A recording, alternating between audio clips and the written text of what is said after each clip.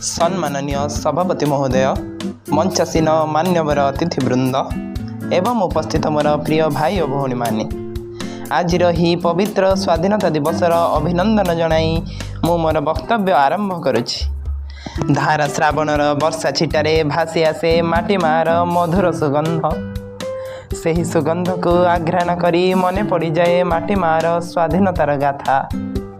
ଆଜିର ଏହି ନୀଳ ଆକାଶର ବକ୍ଷ ଭେଦ କରି ସଗର୍ବେ ଉଡ଼ୁଥିବା ତ୍ରିରଙ୍ଗା କେତନକୁ ଚାହିଁ ମନରେ ଅପାର ଗର୍ବ ଓ ଦେଶପ୍ରେମ ଭରି ହୋଇଯାଏ। ପୁଗ ପୁନ୍ନାଗ ତାଳ ତମାଳ ତାମ୍ବୁଳ ନାରିକେଳରେ ପରିପୂର୍ଣ୍ଣ ଏହି ଧରଣୀ, ଯାହା କୋଟି ବୀର ପ୍ରସବିନୀ, କୋଟି କୀର୍ତ୍ତି କିରଟିନୀ, ତଟିନୀ ତଟମାଳିନୀ, ପ୍ରଚ୍ଛନ୍ନ ରତ୍ନଧାରିଣୀ, ସ୍ୱର୍ଣ୍ଣପଶୁ ଦେବଭୂମି ଓ ଆର୍ଯ୍ୟଭୂମି ରୂପେ ବିଶ୍ୱରେ ପରିଚିତ। ତାହାର ସ୍ୱାଧୀନତାର କାହାଣୀ, ସଂଘର୍ଷ ଓ ମହାନ ବଳିଦାନର କଥା କ'ଣ ଆପଣ ଜାଣନ୍ତି? ମୁଁ ପ୍ରଥମେ ପ୍ରଶ୍ନ କରୁଛି, ପ୍ରକୃତରେ ସ୍ୱାଧୀନତା ଦିବସ କ'ଣ? ବନ୍ଧୁଗଣ, ଯେଉଁଦିନ ଆମେ ବ୍ରିଟିଶ ଶାସନର କରାଳ ଚକ୍ର ବିହୁକୁ ଭେଦ କରି ମୁକ୍ତ ଆକାଶର ସ୍ୱାଧୀନ ବାୟୁକୁ ନିଜର ନାସାପୁଟରେ ଆଘ୍ରାଣ କରିଥିଲୁ, ସେହି ପବିତ୍ର ଦିନଟି ଥିଲା 1947 ମସିହା ଅଗଷ୍ଟ ମାସ 15 ତାରିଖ, ଆମର ସ୍ୱାଧୀନତା ଦିବସ। କିନ୍ତୁ ଆଜିର ଏହି ଦିବସର ମୁଖ୍ୟ ଉଦ୍ଦେଶ୍ୟ କେବଳ ତ୍ରିରଙ୍ଗା ଉଡ଼ାଇବା ନୁହେଁ, ଏହାର ମୁଖ୍ୟ ଉଦ୍ଦେଶ୍ୟ ହେଉଛି ତ୍ରିରଙ୍ଗାର ଗୌରବ, ବୀରମାନଙ୍କର ଅବର୍ଣ୍ଣନୀୟ ବଳିଦାନକୁ ଉପଲବ୍ଧି କରିବା ଏବଂ ଆମର ସ୍ୱାଧୀନ ଦେଶକୁ ଆଗକୁ ନେଇ ନିଜର ପବିତ୍ର କର୍ତ୍ତବ୍ୟ ସାଧନ କରିବା। ତିନି ରଙ୍ଗର ତ୍ରିରଙ୍ଗା, କେଶରୀ, ଶ୍ୱେତ ଓ ସବୁଜ ବର୍ଣ୍ଣ କେବଳ କେତୋଟି ରଙ୍ଗ ନୁହେଁ, ଏହାର ଗଭୀର ତାତ୍ପର୍ଯ୍ୟ ରହିଛି। ଅଶୋକ ଚକ୍ର 24 ଅରରେ ଗଢ଼ା କହିଦେଲେ ଚଳିବ ନାହିଁ, ସେହି 24 ଅରର ମହତ୍ତ୍ୱକୁ ବୁଝିବାକୁ ପଡ଼ିବ।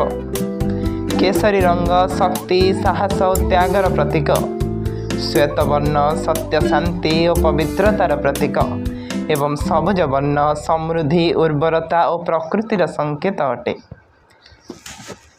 ବାକି ରହିଲା ଅଶୋକ ଚକ୍ର, ଏହା ଧର୍ମ ଓ ପ୍ରଗତିର ବାର୍ତ୍ତା ବହନ କରେ ଏବଂ 24ଟି ଅର ଦିନର 24 ଘଣ୍ଟା ସମୟର ନିରନ୍ତର ଗତି ଓ ଦେଶ ସେବାର ସୂଚନା ଦିଏ। ଏହାପରେ ଆମେ ଜାଣିବା ବୀରମାନଙ୍କର ବଳିଦାନର କଥା। ଖାଲି ଇତିହାସ ଜାଣିଲେ ହେବ ନାହିଁ, ସେମାନଙ୍କ ଆଦର୍ଶକୁ ନିଜ କାର୍ଯ୍ୟରେ ପ୍ରତିଫଳିତ କରିବାକୁ ପଡ଼ିବ।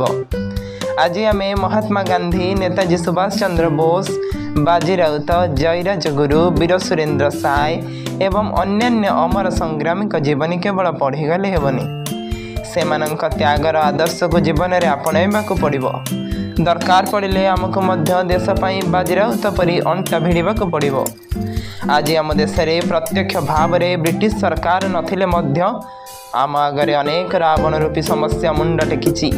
ସମାଜ ମଧ୍ୟରେ ଥିବା ହିଂସା, ଦୁର୍ନୀତି ଓ ଅହଂଭାବ, ଏହି ଜାତିଗତ ଭେଦଭାବ ଆମଠାରୁ ଆମର ସ୍ୱାଧୀନତା ଓ ଶାନ୍ତିର ସୀତାକୁ ହରଣ କରିଛି।